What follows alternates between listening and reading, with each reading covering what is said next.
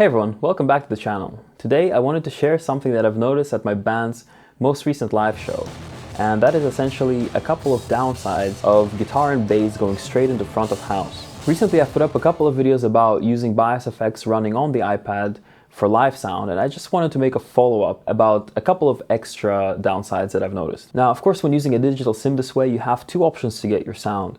The first of these is to have a complete digital sim rig.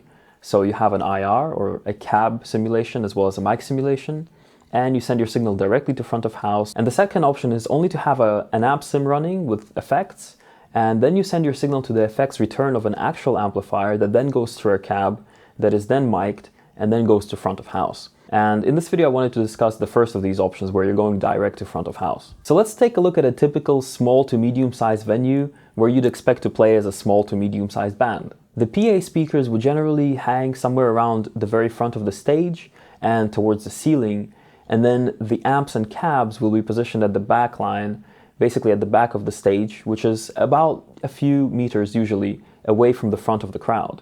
Because of the close proximity of the cabs to the audience, the sound coming out of them will actually make up a pretty significant proportion of the overall volume of the performance, at least when it comes to the guitars and bass. Not to mention, because of the larger speakers and the construction and the fact that the cabinets sit directly on the stage, the way that sound resonates with the entire venue changes, and I think there's a lot more bass resonance happening that way.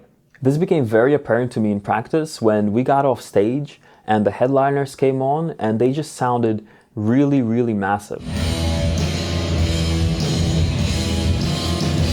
Now, of course, there is a huge difference between the way you feel you sound when you're on stage and the way the audience would hear you. And of course, the way we approach guitar tone is probably slightly different from the other band. We're a bit more mid-present and not so bass heavy. And I go direct to front of house, so I'm only coming out through the PAs. And that actually, I think, made a huge difference. At a bigger show and at a bigger venue, for example, an auditorium or especially a stadium, the majority of the crowd is actually going to be pretty far away from the stage and even further away from your backline where your cabinets would be positioned. Plus, of course, there would be hundreds of PA speakers. And I think the overall proportion of the sound coming out of an amplifier would be a lot less perceivable to the crowd. So in summary, the first point is that at a small venue, you'd sound a lot more massive and powerful with an actual 4x12 going. Again, to sidestep this issue, you could either have just a power amp with you, maybe even a solid state one, and plug it directly into a cabinet present at the venue, or you could go into the effects return of an amplifier. Now, that's not the only downside I wanted to discuss. The other one that's arguably as important is stage volume. The stuff that you hear on stage can be completely different from the stuff that the audience hears. And while you're playing, you can actually have huge issues in terms of what other elements you can hear and whether you can hear yourself. Venues will generally have monitor speakers that are facing you so you can hear what's going on, but the issue with those is that sometimes they just don't work. For example, in our most recent gig this happened, and at other times you can't really hear what you'd like to hear and there is no time to set it up. And the thing that you really want to prevent is not being able to hear yourself, because that's the thing that will mess up your performance the most.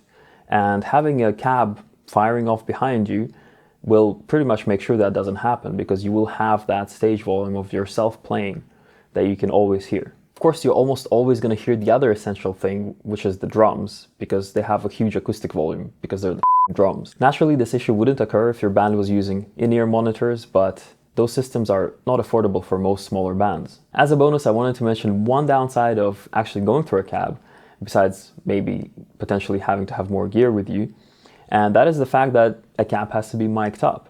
And we're talking about smaller stages here, so stage space is scarce. And that mic stand that's micing up the cab is usually no more than a couple of feet behind you when you're performing. And if that thing gets knocked, you're looking at a vastly changed tone at best and not being audible at all at worst. Anyway, that's been pretty eye-opening for me personally, but please do leave your thoughts in the comment section below and consider liking and subscribing to support the channel. But this is where I'll be signing off. See you in the next one.